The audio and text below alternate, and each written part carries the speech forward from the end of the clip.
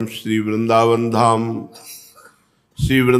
धाम के लाडिले युगल सरकार प्राणाराध्य प्राण प्रिय श्री प्रिया प्रीतम जो समस्त सहचरी वृंद खग मृग पशु पंछी तरुलता श्री यमुना रसरानी रजरानी समस्त ब्रजवासी परिकर के चरणों में कोटिशा नमन कोटिशा प्रणाम नमस्कार। प्रसंग चल रहा है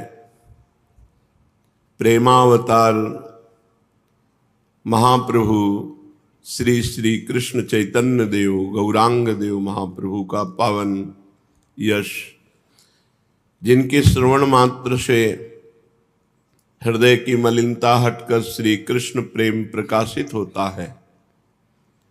गौड़ देश सब उद्धर्यो प्रगट कृष्ण चैतन्य, तैसे ही नित्यानंद हो रस में भय अनन्य। पावत ही तिनको दरस उपजय भजनानंद, बिन ही श्रम छुट जाए सब जे माया के फंद। दर्शन मात्र से प्रेम प्रकाशित हो जाए ऐसे महापुरुष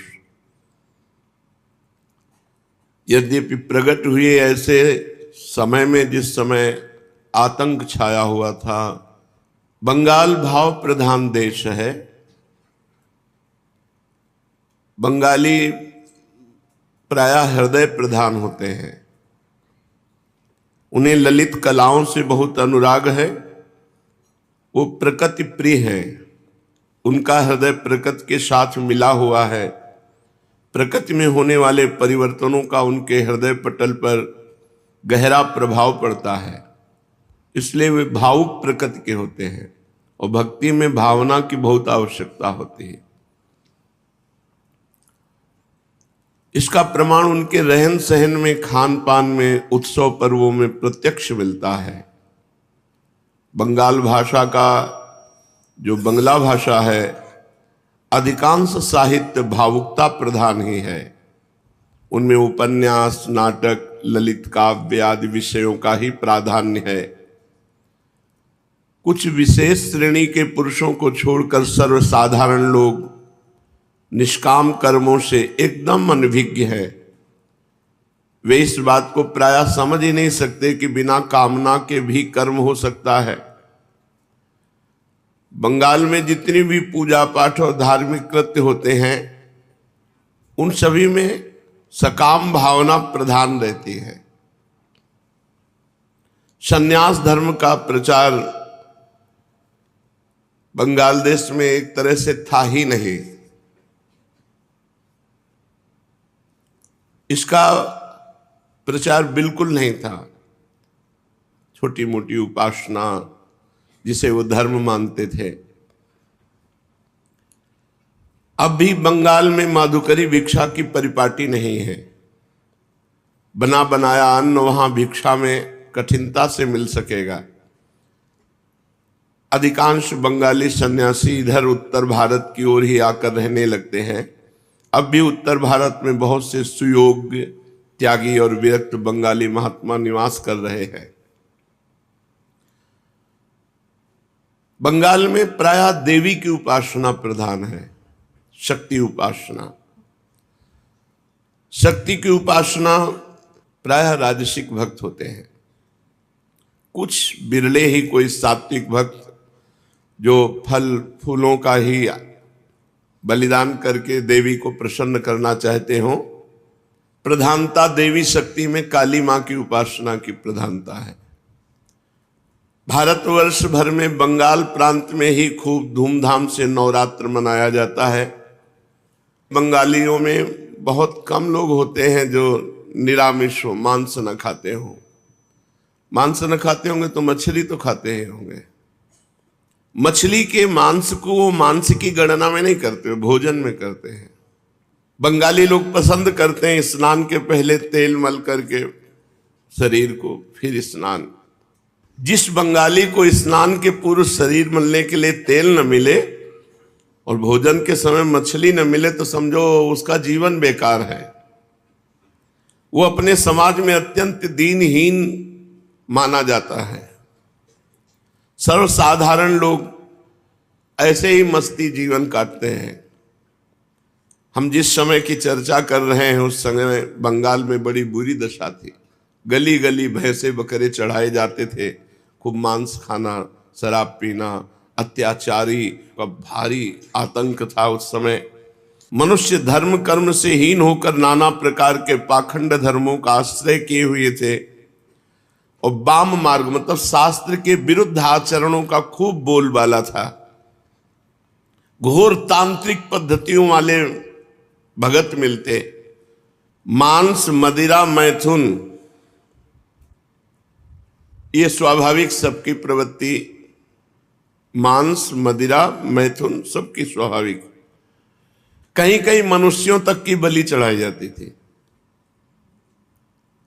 चतुर्भुजदास जी के चरित्र में आता है कि देखा कि एक नौजवान को रस्सी से बांधे हुए और ढोल नगाड़े बजाते, और वो चिल्ला रहा, उसके परिवार के लोग चिल्ला रहे। तो उनका ये क्या है, क्या दंड है, इसका क्या अपराध किया है?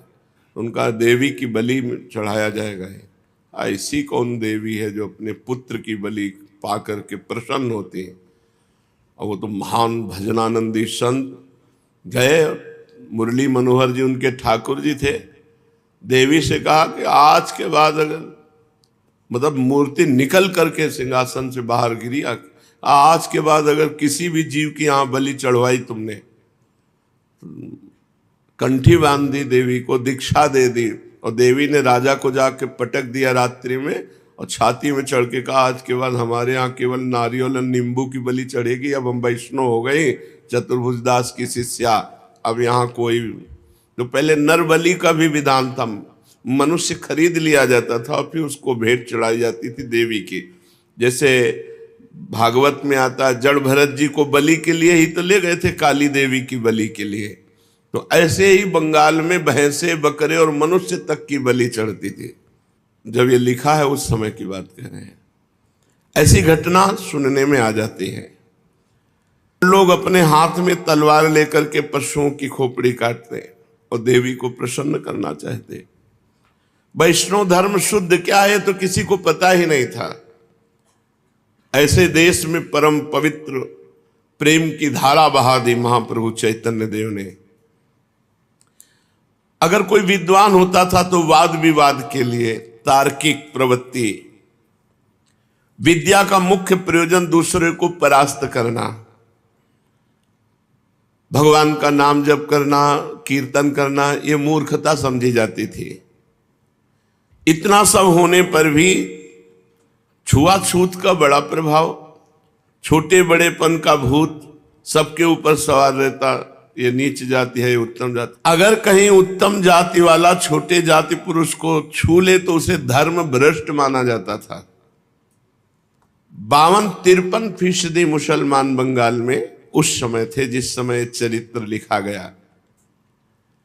बंगाल में ब्राह्मण, वैद्य, कायस्थ, ये 3 ही जाति शिक्षित और कुलीन समझी जाती थी। उस समय कायस्थों में विद्या का खूब प्रचार प्रसार था। राजकाजों में भी उनकी बुद्धि बड़ी तीक्ष्ण थी। आचार विचार में भी वो हिंदुओं की कोई परवाह नहीं करते थे। वे मुसलमानों के नाम से ही ब्राह्मणों की भांति दूर नहीं भागते थे। उनका खान पान, आचार व्यवहार मुसलमानों से मिल जाता था। इसलिए बंगाल में अधिकांश जमींदार, ताल्लुकेदार और राजा ये कायस्थ ही होते थे। राजशक्ति और शासन शक्ति हाथ में होने के कारण बहुत से विद्वान ब्राह्मण भी उनके दरबार में रहते थे। मुख से चाहे उन्हें कुछ भी कहें, उन्हें शास्त्रों का अध्ययन कराते, दान प्रतिग्रह उनसे लेते, श्राद्ध यज्ञ आगादि कार्य भी ब्राह्मण लोग कराते ही थे। इस प्रकार छात्र धर्म उस समय बंगाल में कायस्थों में ही था। कायस्थों में संस्कृत के बड़े बड़े ऊंचे विद्वान उस समय मौजूद थे।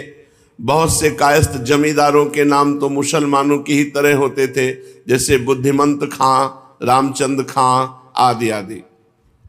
महाप्रभु गौरांग के प्रादुर्भाव के समय गौड़ देश के शासक सुबुद्धि खां, सुबुद्धि राय थे।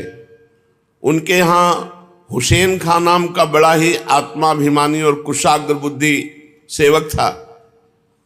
एक बार कोई काम बिगड़ जाने पर राजा ने उसकी पीठ पर क्रोध में चाबुक मार दिया। इससे हुसैन खां अभिमानी स्वभाव का, उसने मन ही मन ठान लिया कि अब तुम्हें राज्य पद से हम गिरा के ही रहेंगे, प्रतिज्ञा कर ली। बुद्धिमान तो था ही, उसने बड़े बड़े अधिकारियों से धीरे धीरे मिला और राजा के प्रति द्वेष खड़ा किया और सभी को साम दाम दंड और भेद आदि नीतियों का आश्रय लेकर सब सेनापति सेना अपने कब्जे में की और राजा को कैद करवा लिया, सुबुद्धि खां को। स्वयं गौड़ देश का राजा बन गया हुसैन खां। सुबुद्धि राय जब हुसैन खां के बंदी थे तो उनकी स्त्री ने सलाह दी कि इसे जान से मार दो,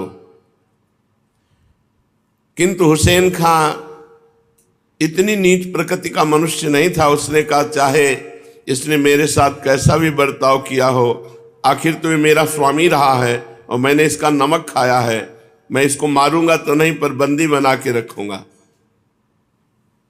कुछ दिन बंदी बना के रखा और फिर छोड़ दिया, किंतु उसने पहले अपने जूठे पानी को पिलाया, जबरदस्ती उसे धर्म भ्रष्ट किया। सुबुद्धि खां को, सुबुद्धि राय को उनके सेवक हुसैन खां ने स्वयं राजा बन गया और उसे अपने जूठा खिलाया। अब राज्यच्युत और धर्म भ्रष्ट सुबुद्धि राय ने गौड़ देश के पंडितों से इस पाप का प्रायश्चित की व्यवस्था पूछी। धर्म के मर्म को भली भांति जानने वाले विद्वान ब्राह्मणों ने बहुत बढ़िया व्यवस्था बताई। उन्होंने कहा इस पाप का प्रायश्चित है प्राण त्याग, इसके अतिरिक्त दूसरा कोई नहीं, तब तुम पवित्र होगे। ये पहले की व्यवस्था थी। जन्म से राज सुखों को भोगने के आदि और ऐशो आराम में पले हुए सुबुद्धि राय की बुद्धि ने ब्राह्मणों की इस व्यवस्था को स्वीकार नहीं किया। वे कोई और व्यवस्था चाहते थे, इसलिए वाराणसी के पंडितों के पास गए।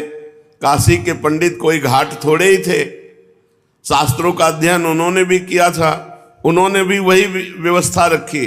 सुबुद्धि राय इधर उधर भटकते हुए अपने जीवन को बिताने लगे। कालांतर में जब चैतन्य महाप्रभु वाराणसी पधारे थे, उनका नाम सुनकर उनकी शरण में आए, तब महाप्रभु ने कहा कि इस व्यवस्था की कोई जरूरत नहीं, केवल हरि नाम लो सब पवित्र हो जाओगे। कितना सुंदर, भगवान नाम लेते ही जीव परम पवित्र हो जाता है। प्राण त्यागने से कुछ नहीं मिलता। जाओ वृंदावन वास करो और अहरनिश श्री कृष्ण नाम जप करो। महाप्रभु ने व्यवस्था दी थी। ये है परम पावन व्यवस्था। चावल की भूसी में आग लगा कर ये सब कैसे कैसे कैसे कैसे विधान शास्त्रों में पढ़ करके बताए जाते थे। कितना बड़े हरि परम पवित्र हो गए, कृष्ण परम पवित्र हो गए। जाओ महात्माओं की सेवा करो वृंदावन में और वृंदावन वास करो, अहरनिश कृष्ण नाम चिंतन करो, तुम परम पवित्र हो जाओगे। सतरति सतरति सा लोकांतारयति। भगवान नाम जब से करोड़ों करोड़ों जन्मों के पाप नष्ट हो जाते हैं, एक जन्म के पाप की कौन बात करे। प्रभु की आज्ञा सिरोधार्य करके वृंदावन में आकर रहने लगे और जंगलों में सूखी लकड़ियां बिनते, जो 2-4 पैसे की बिकती उससे साधु सेवा करते। आप तो 1 पैसे के चना खाते और 2-3 पैसे की कोई सामग्री खरीद कर साधु सेवा करते। वृंदावन में संत सेवा का बहुत बड़ा प्रभाव है।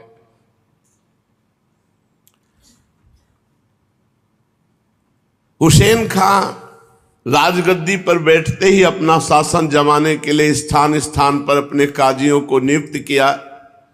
बहुत से लोगों को इलाकों का ठेका दे दिया। वे एक प्रकार से पट्टेदार जमींदार ही समझे जाते थे। लोगों से लगान वसूल करके नियमित रकम तो बादशाह को देते, शेष जो बचती उसे अपने पास रख लेते। इस प्रकार नवद्वीप में बुद्धिमंत खां, हरिपुर ग्राम में गोवर्धन दास मजूमदार, कुलीन ग्राम में मालाधार और खेतूर ग्राम में कृष्णानंद दत्त आदि इन कायस्थ जमींदारों को भी ठेके दिए गए। अधिकांश ठेकेदार मुसलमान अथवा कायस्थी होते थे। नवद्वीप में चांद खां नाम के काजी की नियुक्ति की गई और जगन्नाथ तथा माधव जगाई मधाई नाम के क्रूर कर्मा 2 ब्राह्मण भाइयों का वहां का कोतवाल बनाया गया। नवद्वीप के बेल पोखरिया नामक मोहल्ले में चांद खां की कचहरी थी। उस समय काजी मुंसिफ या जज का काम करते थे। वे हिंदू मुसलमानों के झगड़ों का फैसला करते थे। इसी प्रकार एक मुलूक नाम का काजी शांतिपुर के समीप गंगा जी की धारा के पास रहता था। नवद्वीप उस समय बंगाल भर में विद्या का सर्वश्रेष्ठ केंद्र समझा जाता था। उसमें संस्कृत विद्या की 50 पाठशालाएं थी जो टोल के नाम से विख्यात थी। दूर दूर से विद्यार्थी आ करके नवद्वीप में विभिन्न शास्त्रों का अध्ययन करते और नवद्वीप के नाम को देशव्यापी बनाते। उस समय संस्कृत के प्रधान केंद्र नवद्वीप ने बहुत से लोक प्रसिद्ध पंडितों को उत्पन्न किया। मिथिला से न्याय के ग्रंथ को कंठस्थ करके उसका बंगाल और उड़ीसा में प्रचार करने वाले वासुदेव सार्वभौम उन दिनों नवद्वीप में ही पढ़ते थे। उस समय विद्वानों में नैयायिक रामचंद्र, सार्वभौम, विद्यावागीश, महेश्वर, विशारद, नीलांबर चक्रवर्ती, अद्वैताचार्य, गंगादास आदि का नाम विशेष उल्लेखनीय है। सार्वभौम के विद्यार्थियों में रघुनाथ दास, भवानंद, रघुनंदन, कृष्णानंद तथा मुरारी गुप्त आदि लोग प्रसिद्ध और भारी विद्वान हुए। इस प्रकार उस समय नवद्वीप बंगाल भर में विद्या का एक प्रधान स्थान समझा जाता था। सैकड़ों विद्यार्थी एक साथ ही गंगा जी के घाटों पर स्नान करते और परस्पर में शास्त्रार्थ शास्त्र चर्चा करते बड़े ही भले मालूम पड़ते। चारों ओर पंडितों की ही चहल पहल रहती। कहीं न्याय की फक्कियाएं चल रही तो कहीं व्याकरण की पंक्तियां पूछी जा रही। सभ्य और धनी मानी पुरुषों में भी संस्कृत विद्या का आदर था। वे संस्कृत विद्या को आज की भांति हे नहीं समझते थे। इसी कारण अध्यापक तथा विद्यार्थियों को भोजन वस्त्रों की कमी नहीं रहती। धनी पुरुष उनके खाने पहनने की स्वयं ही श्रद्धा भक्ति के साथ प्रबंध कर देते। ऐसे ही घोर क्रांति के समय में इस विद्या व्यासंगिनी पुरी में महाप्रभु चैतन्य देव का जन्म हुआ। उन्होंने अपनी भक्ति भागीरथी की बाढ़ में सभी पंडितों के नास्तिकवाद को एक साथ ही बहा दिया। उनके भक्ति भाव के ही कारण नवद्वीप भावुक भक्तों का अड्डा और भक्ति का केंद्र बन गया। सचमुच सचमुच वही माता होने का सौभाग्य है, वही माता सार्थक है, वही माता धन्य है जिसके गर्भ से भगवान के भक्त का जन्म हुआ हो। कुलम पवित्रम जननी कृतार्था वसुंधरा पुण्यवती च तेना।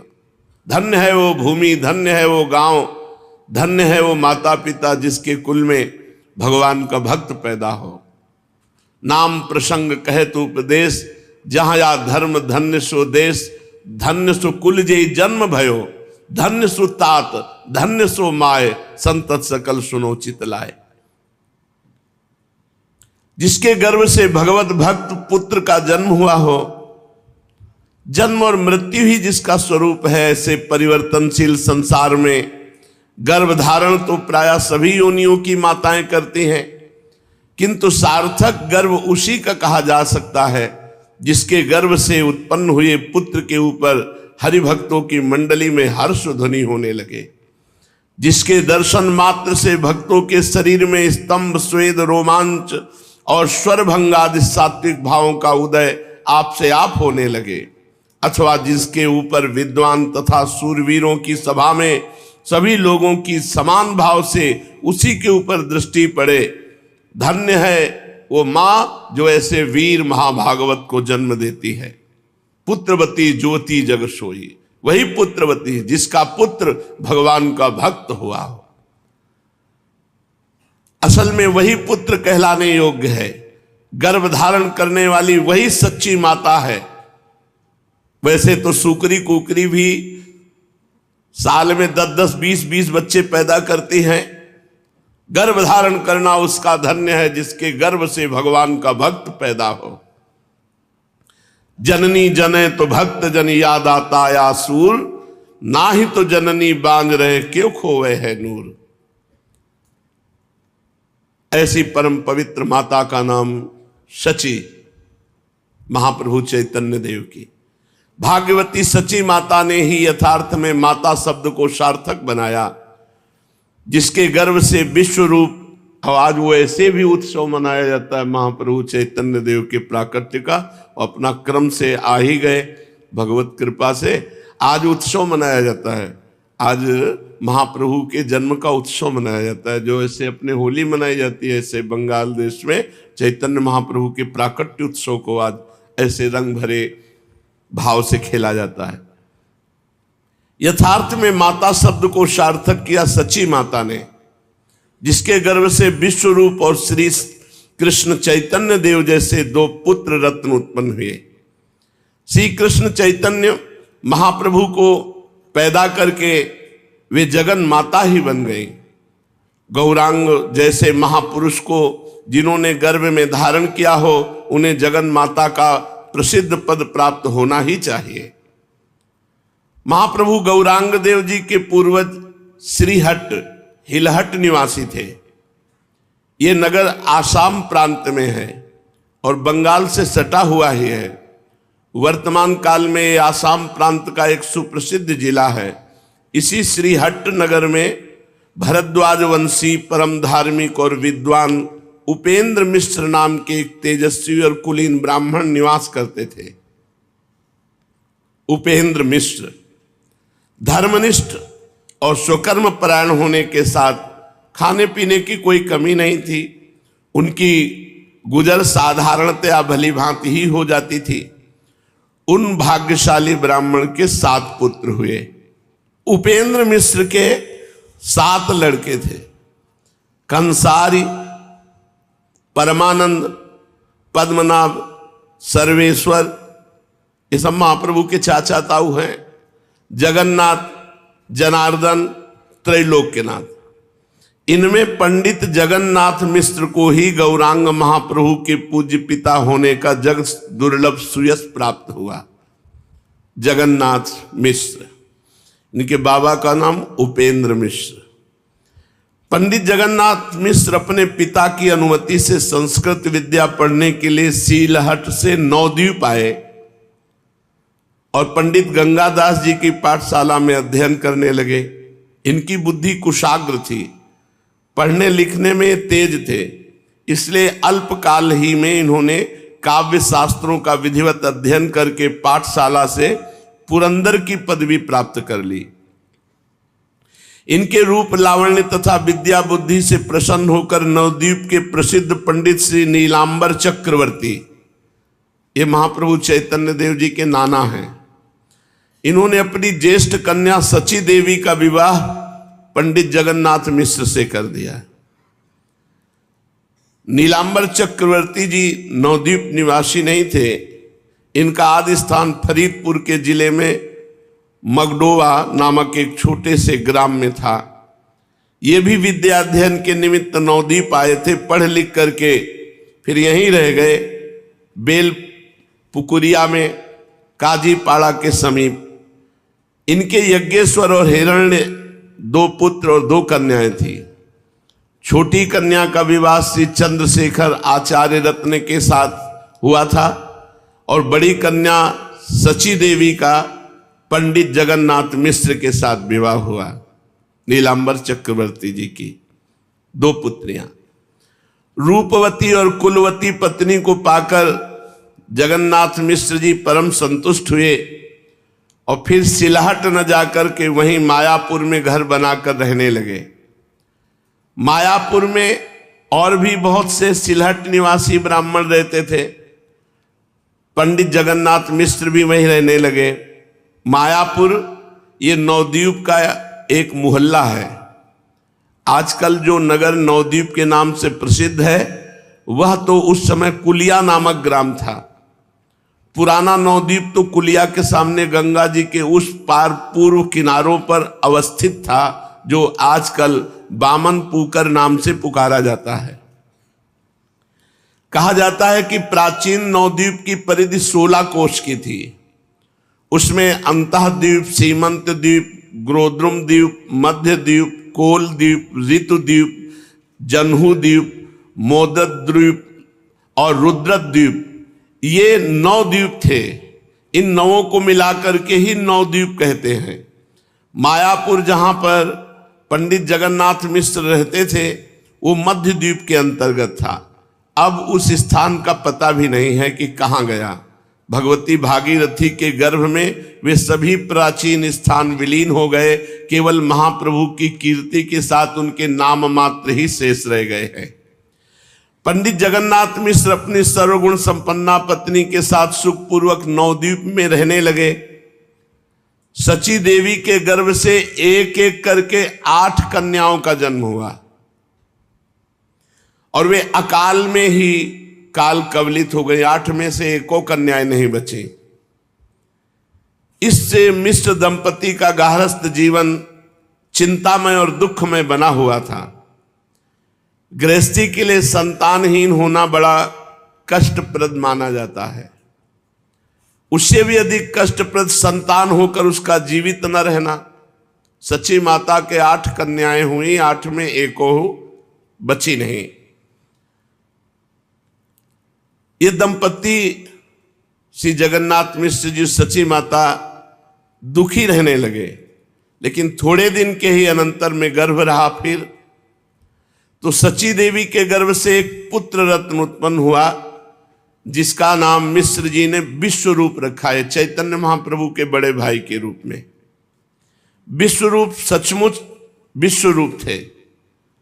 माता पिता को इस अद्वितीय रूप लावण्य युक्त पुत्र को पाकर परम प्रसन्नता प्राप्त हुई।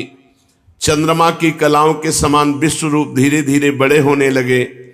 इस प्रकार विश्व रूप की अवस्था 9-10 वर्ष की हुई होगी कि तभी माघ मास में सची देवी के फिर गर्भ रहा।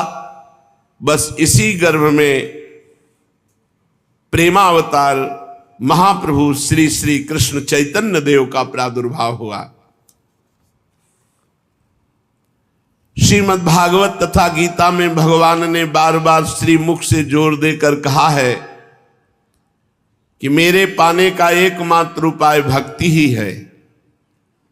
मैं योग से, ज्ञान से, जप से, तप से, समाधि से तथा यज्ञ यागादि अन्य वैदिक कर्मों से इतना तुष्ट नहीं होता जितना कि मैं भक्ति से प्रसन्न होता हूं।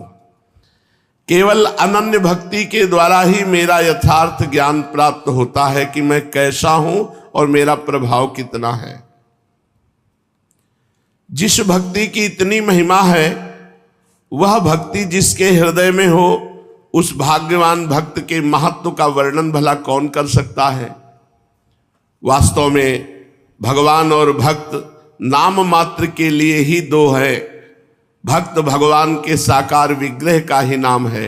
भगवान स्वयं ही कहते हैं, मैं तो भक्तों के अधीन हूं, कोई मेरा अपराध कर दे तो उसे मैं क्षमा कर भी सकता हूं, किंतु मेरे भक्त का जो द्रोही है, भक्त का अपराध करने वाला है, तो मैं क्षमा करने में असमर्थ हूं।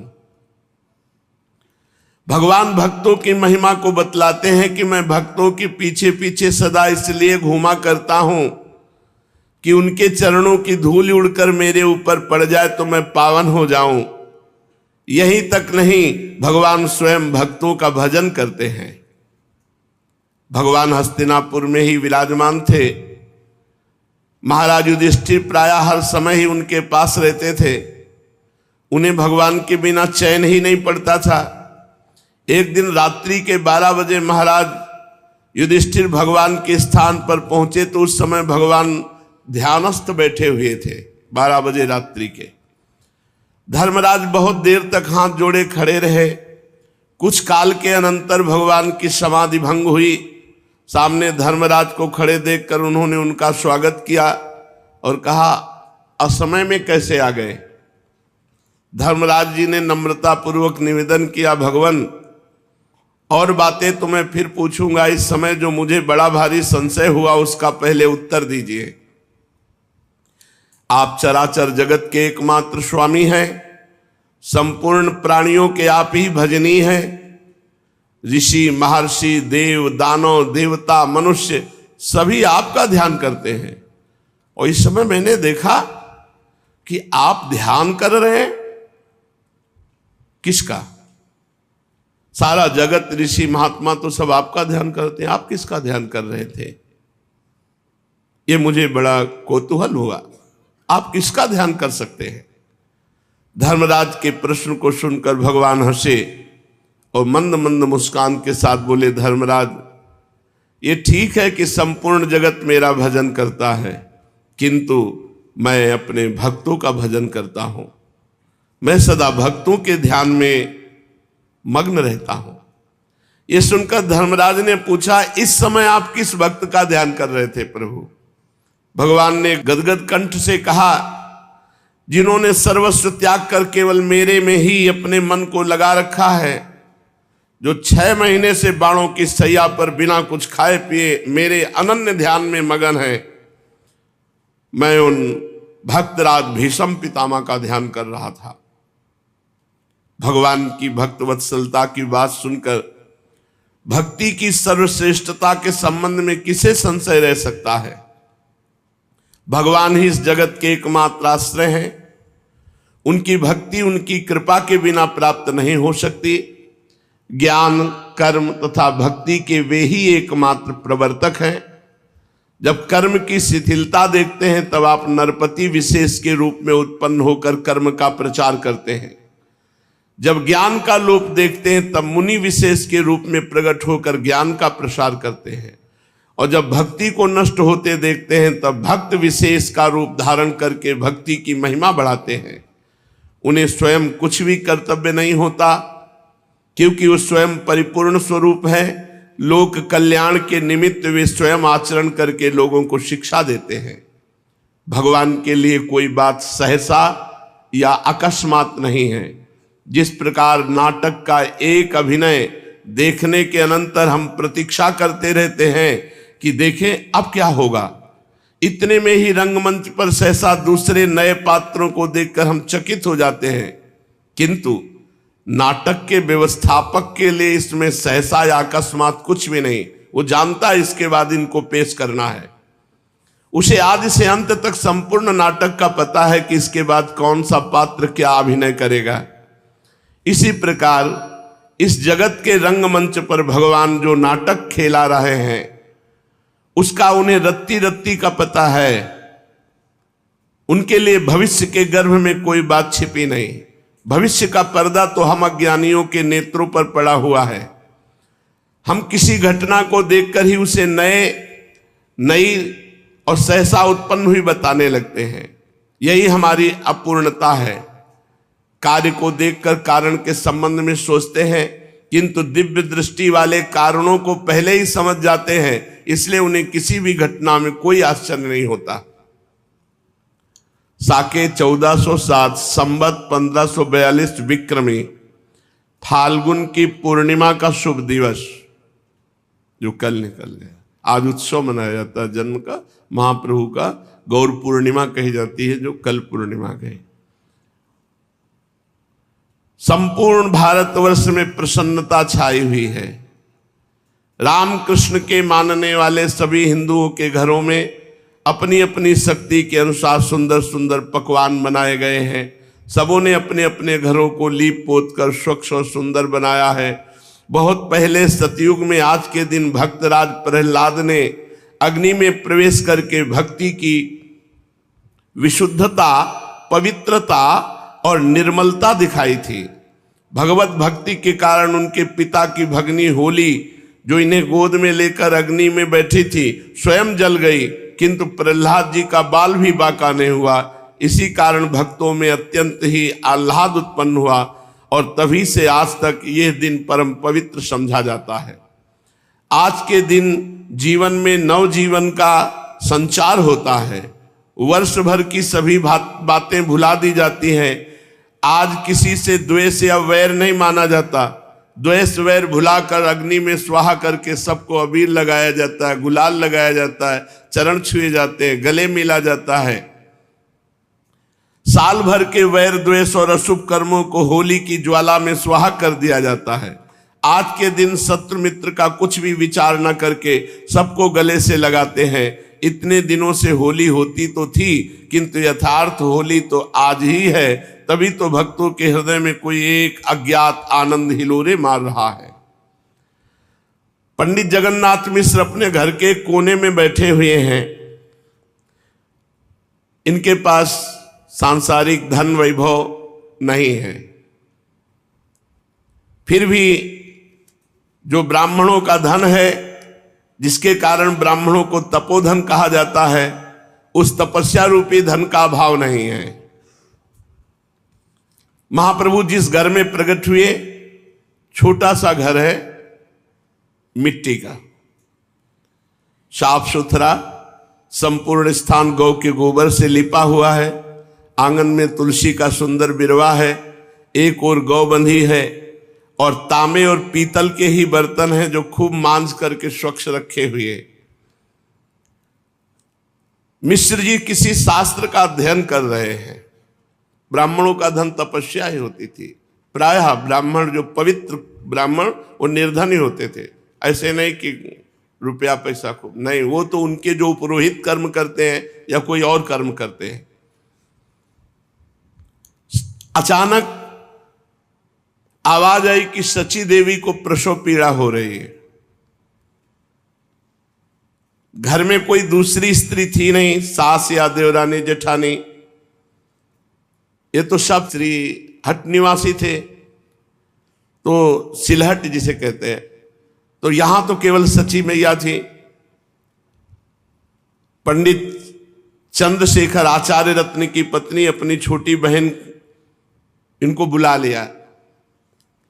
धीरे धीरे वेदना बढ़ने लगी, भक्तों के अज्ञात आनंद की वृद्धि होने लगी।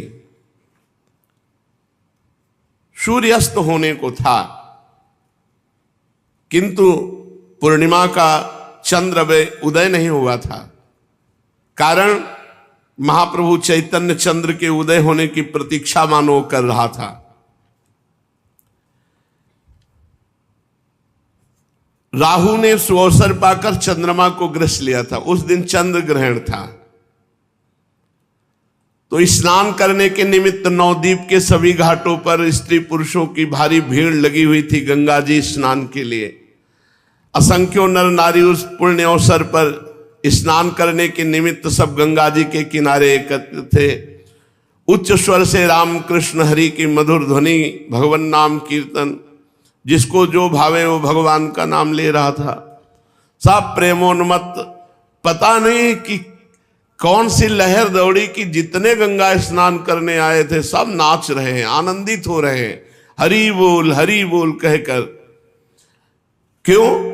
क्योंकि इस समय नामावतार श्री गौरांग देव चैतन्य महाप्रभु का प्रादुर्भाव हुआ। सची देवी की बहन ने ये शुभ समाचार जगन्नाथ मिश्र को सुनाया कि तुम्हारे पुत्र हुआ है। 10 वर्ष के बड़े भ्राता विश्वरूप जी थे। मिश्र जी की प्रसन्नता का तो कुछ ठिकाना ही न रहा। वे तो अत्यधिक आनंदित हो गए। आनंद की सीमा न रही। क्षण भर में मोहल्ले भर में समाचार फैल गया। स्त्री पुरुष जिसने भी सुना वही जगन्नाथ मिश्र जी के घर दौड़ा आया। अद्वैताचार्य की धर्मपत्नी श्रीवास जी की स्त्री सची देवी की जितनी अंतरंग सहेलियां थी सब बच्चे को देखने के लिए आ गई। विश्वरूप के द्वारा समाचार पाकर सची देवी के पिता नीलांबर चक्रवर्ती भी, जो उनके नाना थे, उपस्थित हुए। वे प्रसिद्ध ज्योतिषी थे। उन्होंने उसी समय जन्म के समय से गणना करके लग्न निकाली और जन्म कुंडली बनाकर ग्रहों के फल देखने लगे। इतने शुभ ग्रहों को देखकर वे आनंद में गदगद हो उठे। मिश्र जी बोले, बालक साधारण बालक नहीं है, ये महान पुरुष होगा। इसके द्वारा असंख्यों जीवों का कल्याण होगा। इसके राजग्रह स्पष्ट बता रहे हैं कि ये असाधारण महापुरुष होगा। इस प्रकार ग्रहों का फल सुनकर मिश्र जी के आनंद की और भी अधिक वृद्धि हुई। उस समय उन्हें अपनी निर्धनता पर कुछ खेद हुआ। उनका हृदय कह रहा था कि यदि मेरे पास इस समय कुछ होता तो मैं दान करता। फिर भी जो कुछ जैसा आनंद उत्सव मनाया, रात्रि आनंद और उत्साह में व्यतीत हुई। तो दूसरे दिन धुलेड़ी थी। उस दिन परस्पर अबीर गुलाल और रंग से लोग होली खेलते हैं। अपने तो सौभाग्य हो गए कि क्रम से महाप्रभु के जन्मदिन में ही जन्मदिन का चरित्र आया। क्रम से आया, कोई अपना अनुष्ठान थोड़ी किया, क्रम से आ गया अपने आप। उस दिन सुबह धुलेड़ी थी, अबीर गुलाल और रंग से लोग होली खेलते हैं। कट्टर से कट्टर पंडित भी इस स्पर्श का भेद नहीं मानते, सभी परस्पर में मिलते हैं। उस दिन भक्तों में महान आनंद रहा। एक दूसरे पर उत्साह के साथ रंग गुलाल दधी हल्दी डाल रहे, मानो नंदोत्सव मनाया जा रहा हो। भक्तों ने अनुभव किया कि मानो आकाश में देवता उनकी प्रसन्नता और अपनी प्रसन्नता मिलाकर जय घोष कर रहे हैं, क्योंकि भक्तों को अभयदान देने के लिए महाप्रभु चैतन्य देव प्रकट हुए हैं। संपूर्ण नवद्वीप ही नहीं, संपूर्ण देश में भक्ति भागीरथी की एक ऐसी मनोरम बाढ़ आवेगी जिसके द्वारा सभी जीव पावन बन जाएंगे और चारों ओर हरि बोल यही सुमधुर ध्वनि सुनाई पड़ेगी। पंडित जगन्नाथ मिश्र और सची देवी की मानसिक प्रसन्नता को वही अनुभव कर सकता है जिसकी अवस्था महाराज दशरथ और जगन माता कौशल्या की सी हो, अथवा देवकी और वसुदेव की जो प्रसन्नता हुई, वही प्रसन्नता मिश्र दंपति के हृदय में विद्यमान थी। सची देवी की क्रमशः 8 कन्याएं प्रसव होने के कुछ काल ही पश्चात परलोक गामिनी बन चुकी थीं। इस वृद्धावस्था में दंपति संतान सुख से निराश हो चुके थे कि भगवान का अनुग्रह हुआ और विश्वरूप का जन्म हुआ।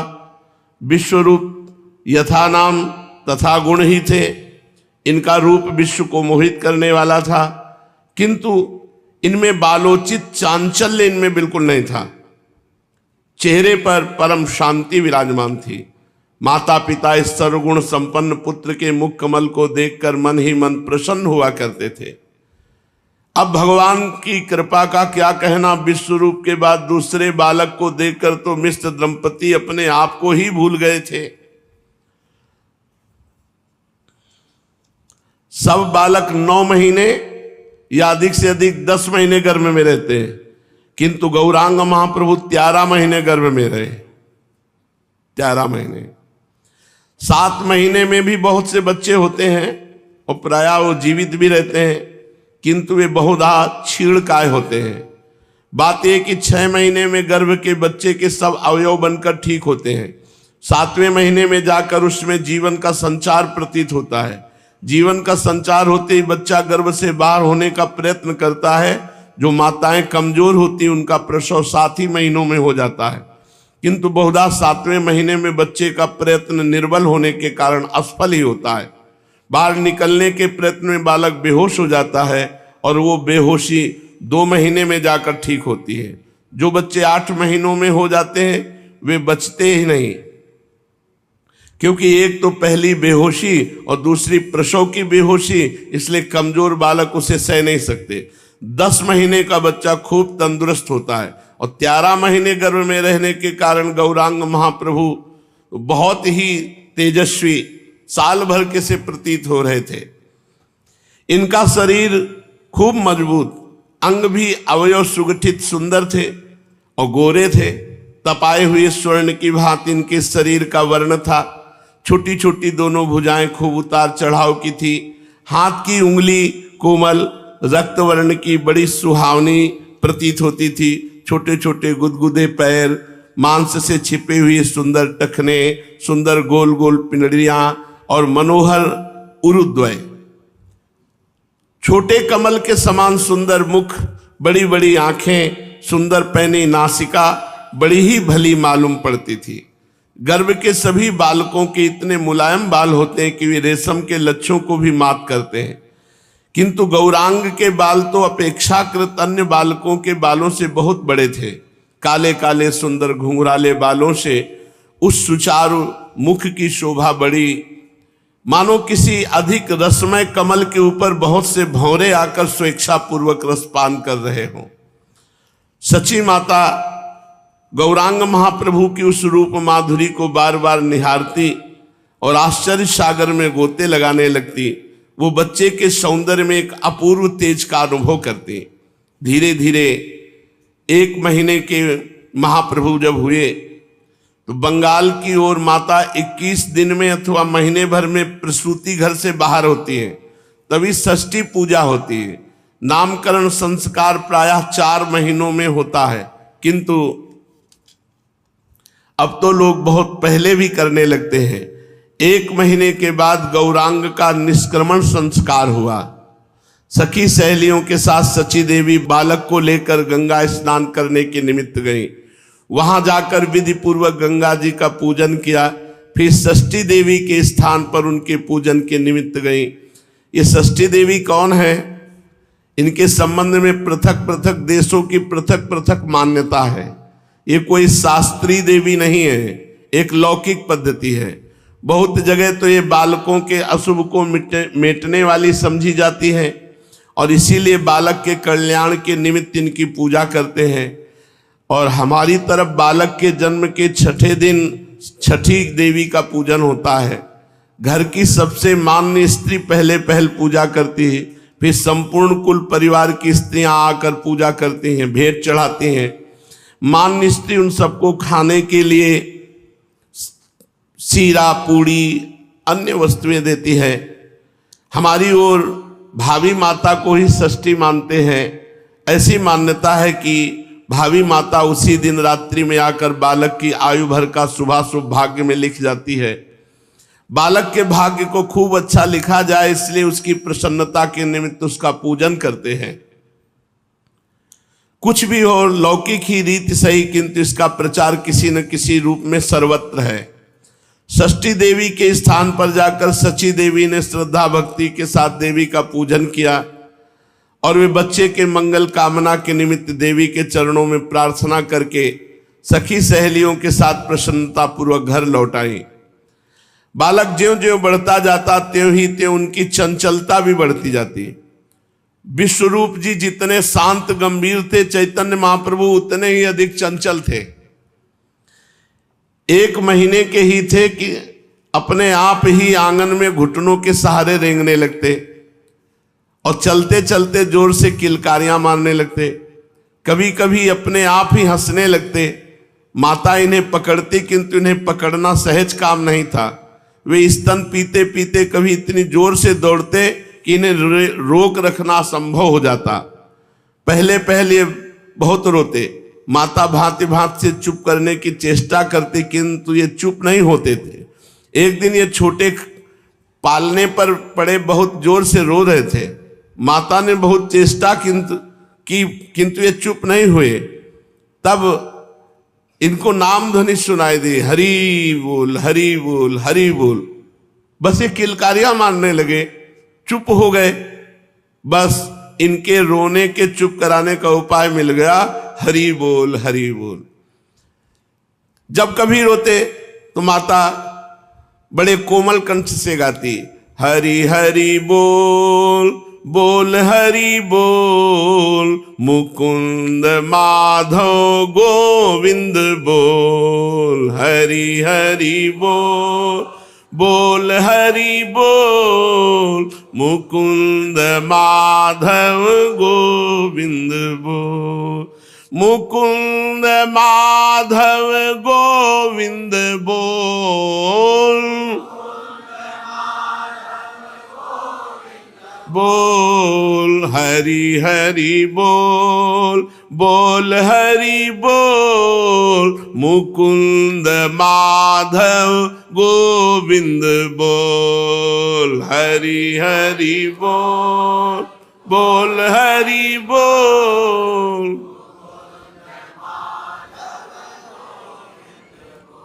बस सुनते ही महाप्रभु रोना बंद कर देते, चुप हो जाते। अब तो मोहल्ले की स्त्रियां भी एकत्रित होने लगी और प्यार से सब एकत्रित होकर यही गाती। अब पूरे दिन सची माता के घर में हरि बोल है। ये महाप्रभु का प्रभाव। अभी तो घुटने के बल चलते हैं, पूरे मोहल्ले की माताएं एकत्रित हो जाती, बालक की किलकारियां देखने के लिए हरि बोल हरि बोल हरि बोल। सची देवी के घर आ बैठी थी। सची देवी का स्वभाव बहुत ही मधुर था। उनके घर में जो भी आती उसका खूब प्रेम पूर्वक सत्कार करती, घर का काम काज छोड़कर उनसे बातें करने लगती। इसलिए सभी भली स्त्रियां अपना अधिकांश समय सची देवी के यहाँ बिताती। वे सभी मिलकर गौरांग को खिलाती। बच्चे की जिसमें प्रसन्नता हो खिलाने वाले उसी काम को बार बार करते हैं। तो गौरांग महाप्रभु प्रसन्न होते, हरि बोल किलकारियां मारते, तो स्त्रियां बार बार हरि बोल ऐसे सुनाती। कभी कभी सब मिलकर एक स्वर कीर्तन में महाप्रभु को आनंदित करती। यही हरि बोल बोल हरि बोल मुकुंद माधव गोविंद बोल। महाप्रभु के घर में नाम कीर्तन की अखंड ध्वनि चल पड़ी। चार गई फिर आई, वो कीर्तन कर रहे, क्योंकि महाप्रभु इसी में मुस्कुराते, इसी में किलकारियां करते। धीरे धीरे चैतन्य महाप्रभु 4 महीने के हुए। मिश्र जी ने शुभ मुहूर्त में बालक के नामकरण संस्कार की तैयारियां की। अपने सहपाठी प्रेमी पंडितों को उन्होंने निमंत्रित किया। ब्राह्मणों ने विधि विधान के साथ वेद पाठ और हवन किया। महाप्रभु के नाना नीलांबर चक्रवर्ती जी ने जन्म नक्षत्र के अनुसार बालक का नाम विश्वंभर रखा। किंतु जन्म की राशि के नाम प्रायः बहुत कम प्रचलित होते हैं। बच्चे का नाम तो माता पिता अपनी राजी से ही रख लेते हैं। ये सब जगह की रिवाज है। बच्चे का आधा नाम लेने में ही सबको आनंद आता है, इसलिए बच्चे का कैसा भी नाम क्यों ना उसे तोड़ मरोड़ कर आधा ही बना लेते हैं। ये प्रगाढ़ प्रेम का एक मुख्य अंग है। सची देवी ने, सखियों ने गौरांग का नाम रख लिया निमाई। निमाई के नाम के संबंध में लोगों के भिन्न भिन्न मत हैं। कईयों का कहना है कि जब ये उत्पन्न हुए थे तब धात्री को ऐसा प्रतीत हुआ कि इनके शरीर में प्राणों का संचार नहीं हो रहा है। ये प्रसव के अनंतर अन्य बालकों की भांति रोए नहीं। जब इनके कान में हरिमंत्र बोला गया, हरिनाम, तब ये रोने लगे। इसलिए माता ने कहा ये यमराज के यहाँ नीम की तरह कड़वा साबित हो, इसलिए इसका नाम माता ने निमाई रख दिया। बहुतों का मत है कि इनके प्रसव गृह एक नीम के वृक्ष के नीचे था, इसलिए इनका नाम निमाई रखा गया। बहुतों के विचार में नाम हीनता का द्योतक इसलिए रखा गया कि बच्चे की दीर्घायु हो। लोक में ऐसा प्रचार है, जिस माता की संतानें जीवित नहीं रहती वो अपनी संतान का इसी प्रकार हीन नाम रखती। कुछ भी हो, हमारा मत तो ये है, ये नाम किसी अर्थ को लेकर नहीं रखा गया। प्यार में ऐसे ही नाम रखे जाते हैं और सर्वसाधारण में वही प्रेम का नाम प्रचलित होता है। जैसे नित्यानंद जी का नाम निताई, जगन्नाथ का नाम जगाई। कुछ भी क्यों न हो, संपूर्ण नवद्वीप में गौरांग महाप्रभु का यही नाम प्रसिद्ध हुआ। पंडित होने पर सब लोग इन्हें निमाई पंडित के ही नाम से जानते और पहचानते थे। नाम संस्कार के अनंतर पिता ने इनके स्वभाव की परीक्षा करने के लिए इनके सामने रुपया, पैसा, अन्न, वस्त्र, द्रव्य, शस्त्र और पुस्तकें रख दी और बड़े प्रेम से बोले, बेटा इनमें से किसी चीज को उठा लो। प्रायः बालक चमकीली चीजों को सबसे पहले पसंद करते हैं, किंतु ये स्वभाव तो सर्वसाधारण लौकिक बालकों का होता है। महाप्रभु तो अलौकिक थे। झट इन्होंने सबसे पहले श्रीमद् भागवत के ग्रंथ पर हाथ रख दिया। सभी को बड़ी प्रसन्नता हुई। सबने एक स्वर में कहा, निमाई बड़ा भारी पंडित होगा, होनहार बिरवान के होत चीकने पात, इसीलिए गौरांग ने धरा ग्रंथ पर हाथ। ओत प्रोत परिप्लावित इस प्रेम पयोधि रूप जगत में जीव अपनी क्षुद्रता के कारण ऐसे संकीर्ण संबंध स्थापित कर लेता है कि उस प्रेम पीयूष का संपूर्ण स्वारस्य एकदम नष्ट हो जाता है। आहा, जब सुख दुख में समान भाव हो जाए, किसी भी अवस्था में चित्त की वृत्ति सजाती विजाति का अनुभव न करने लगे, एकमात्र भगवान में चित्त डूबा हो, उस समय के सुख का भला क्या कहना। ऐसा प्रेम किसी बिरले ही महापुरुष के शरीर में प्रकट होता है और उनकी प्रीति के पात्र कोई बड़भागी ही सुजन होते हैं।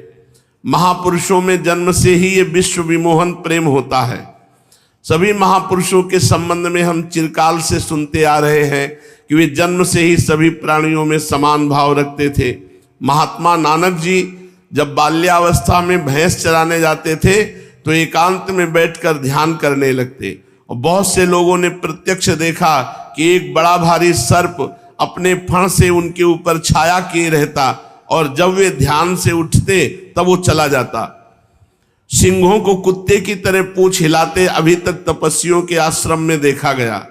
महापुरुषों के अंग में वो प्रेम की आकर्षक बिजली जन्म से ही होती है कि पापी से पापी पुरुष की तो बात ही क्या, पशु पक्षी कीट पतंग तक उनके आकर्षण से खींचकर उनके दास बन जाते हैं। सची देवी के छोटे आंगन में अब दिन रात हरि हरि बोल, बोल हरि बोल, मुकुंद माधव गोविंद बोल, ये नाम की ध्वनि गूंजती रहती।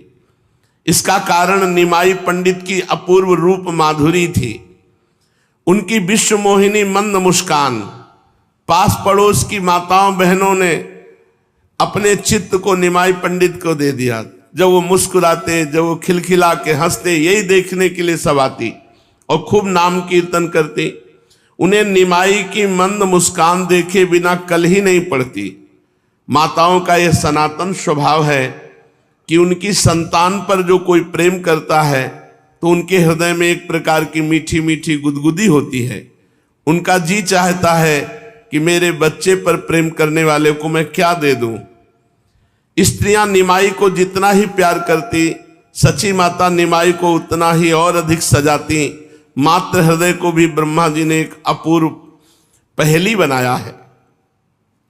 निमाई अभी छोटे हैं, बहुत से स्थानों से बालक के लिए छोटे छोटे सिले वस्त्र और गहने आए हैं। माता अब निमाई को उन्हें पहनाना आरंभ कर दिया है। एक दिन सची माता ने निमाई को उपटन लगाकर खूब नहवाया, तेल डालकर छोटे छोटे घुंघराले बालकों को कंघी से साफ किया, फिर एक पीला सा कुर्ता शरीर में पहनाया, हाथ के कंडूलों को मिट्टी से घिसकर चमकीला किया, कमर में करधनी पहनाई, उसे एक काले डोरे से बांध दिया, पैरों में छोटे छोटे कंडूले पहनाए, कंठ में कठुला पहनाया, कई एक काले गंडे डोरे से बांध दिया, पैरों में छोटे छोटे कंडूले पहनाए, बड़े ही सुंदर चरणारविंद, कंठ में कठुला पहनाया, बड़ा सुंदर, काले काले गंडे ताबीज से बांध करके कि कहीं किसी की नजर ना लग जाए, बड़ी बड़ी कमल की सी आंखों में काजल लगाया और बाईं ओर मस्तक पर एक काला सा टिप्पा लगा दिया जिससे बच्चे को नजर ना लग जाए। खूब श्रृंगार करके माता बच्चे की मुख की ओर निहारने लगी। माता उस अपूर्व सौंदर्य माधुरी का पान करते करते अपने आप को भूल गई। इतने में विश्वरूप ने कहा, अम्मा अभी भोग नहीं बनाया। कुछ झूठी व्यग्रता और रोब दिखाते हुए सची माता ने जल्दी से कहा, तेरे इस छोटे भाई से मुझे फुर्सत मिले तब ना बनाऊं। ये तो ऐसा नटखट है कि तनिक आंख बचते ही घर से बाहर हो जाता है और फिर इसका पता लगाना ही कठिन हो जाता है।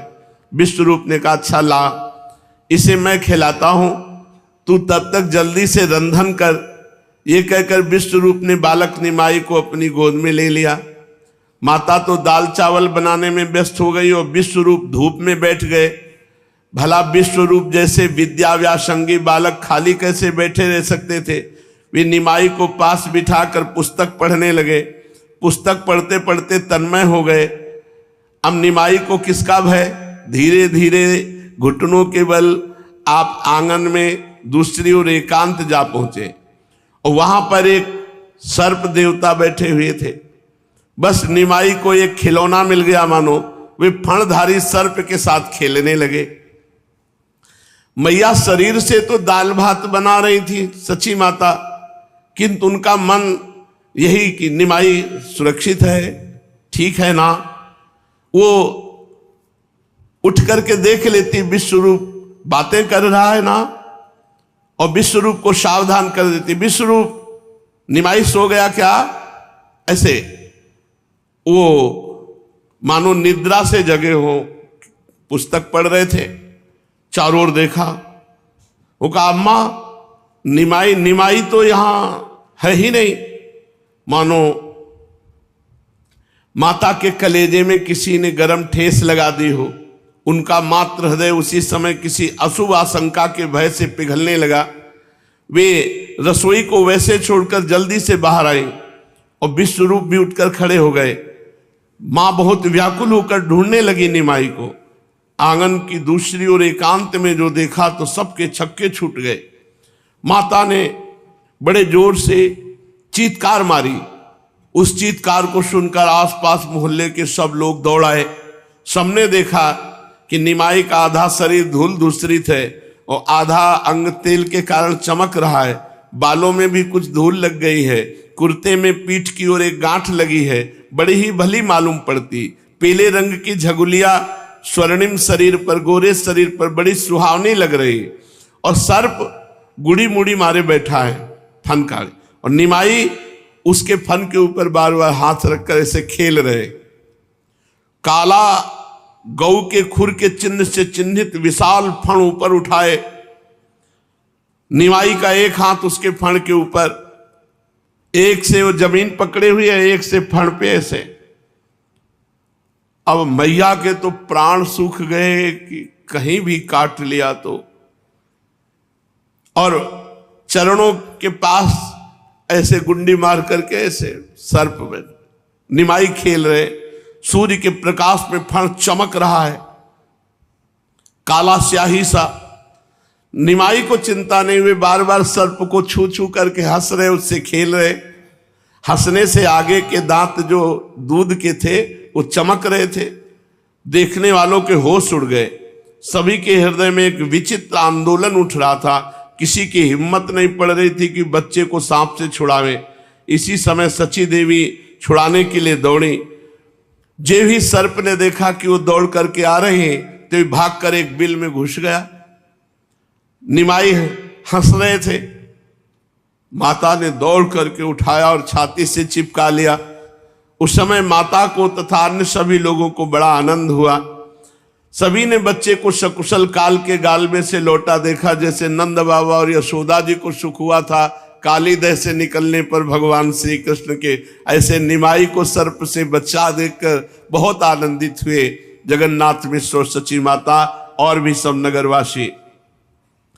मैया ने झाड़ फूक वालों को बुलवाया, झाड़ फूक करवाया, ताबीज बंधवाई कि कहीं कोई किसी की नजर ना लगे, कोई विष ना चढ़े, कोई हानि ना हो। स्त्रियां कहने लगी कि ये सर्प तो नहीं था, ये जरूर कुल देवता होगा, क्योंकि इसने बच्चे को कोई क्षति नहीं पहुंचाई। कोई बड़ी बुढ़िया स्त्री निमाई का मुंह चूम कर कहने लगे, निमाई तू इतनी बदमाशी क्यों किया करता है? क्या तुझे खेलने को सांप मिले हैं? निमाई उनकी ओर देखकर हंस देता और निमाई को और आनंदित करने के लिए सब स्त्रियां ताली बजाकर हरि हरि बोल, बोल हरि बोल, मुकुंद माधव गोविंद बोल, ऐसा कीर्तन करने लगती। इस प्रकार निमाई की अधिक चंचलता देखकर माता उनकी अधिक चिंता रखने लगी। माता जितनी ही अधिक होशियारी रखती है उतना ही धोखा देकर खेलते। एक दिन ये घर से निकलकर बाहर रास्ते में एकांत में खेलने लगे। शरीर पर बहुत से आभूषण थे, वो आभूषण सोने के थे। इतने में से एक चोर निकला और देखा एक छोटा सा बालक इतने आभूषण पहले खेल रहा है। उसका बुरा भाव उत्पन्न हो गया। उसने इन्हें पीठ पर चढ़ाया और भागा, निमाई को पीठ पे चढ़ा के। अब जैसे ही महाप्रभु को उसने पीठ पे चढ़ाया उसकी विचित्र दशा हो गई। वो अंदर ही अंदर प्राश्चित करने लगा कि मैं कितना नीच हूं, मैं चोरी के निमित्त से इस बालक को उठाया। निमाई का एक पैर उसके कंधे के नीचे लटक रहा था। उसने उस चरण को अपने हृदय पे लगाया, बड़ा सुख मिला। अरे महाप्रभु चैतन्य देव, उसको रोना आ गया कि मैं कितना नीच हूं, इस बालक के आभूषण चुराने के लिए मैं इसको उठा के ले जा रहा था। फिर उतारा और मुख कांति देखी, महाप्रभु हंस दिए। चोर का हृदय पानी पानी हो गया। वो बैठाल करके उनके चरणों में प्रणाम किया, कहा आज के बाद कभी चोरी नहीं करेंगे, किसी की चोरी नहीं। पहला उद्धार महाप्रभु ने पहला उद्धार इस चोर का किया, छोटे से बच्चे के रूप में। इधर निमाई को घर में न देखकर माता पिता को बड़ी चिंता हुई। मिश्र जी ढूंढते ढूंढते गंगा जी तक पहुंचे, किंतु निमाई का कुछ भी पता नहीं चला। इधर सची देवी तो पगली की तरह आसपास के मोहल्लों के घरों में निमाई को ढूंढने लगी। स्त्रियां कहती बहन बड़ा चंचल है, घर में रहना तो मानो सीखा ही नहीं, तुम चिंता मत करो, यहीं कहीं खेल रहा होगा, मिल जाएगा। ढांढस बंधाया, चलो मैं अभी सब लोग चल के ढूंढती हैं। इस प्रकार सभी स्त्रियां सची माता को धैर्य बंधाती, किंतु सची माता को धैर्य कहां। उन सबकी बातों को अनसुनी करती हुई माता व्याकुल होकर दौड़ रही थी। विश्वरूप भैया अलग ढूंढ रहे थे। इधर चोर की चित्तवृत्ति शुद्ध हो गई, स्पर्श मात्र से भाव बदल गया। वो कांधे पे बैठाले हुए आ रहा है निमाई को। माता पिता ढूंढ रहे थे और धीरे से जहां से उठाया था वहीं छोड़कर भाग गया चोर। अरे कहा निमाई तो ये दरवाजे पे खेल रहा है। सब दौड़ करके आए, जैसे मरे हुए के प्राण आ जाए ऐसे महाप्रभु को देखकर माता पिता स्वजनों के हृदय में आनंद हुआ।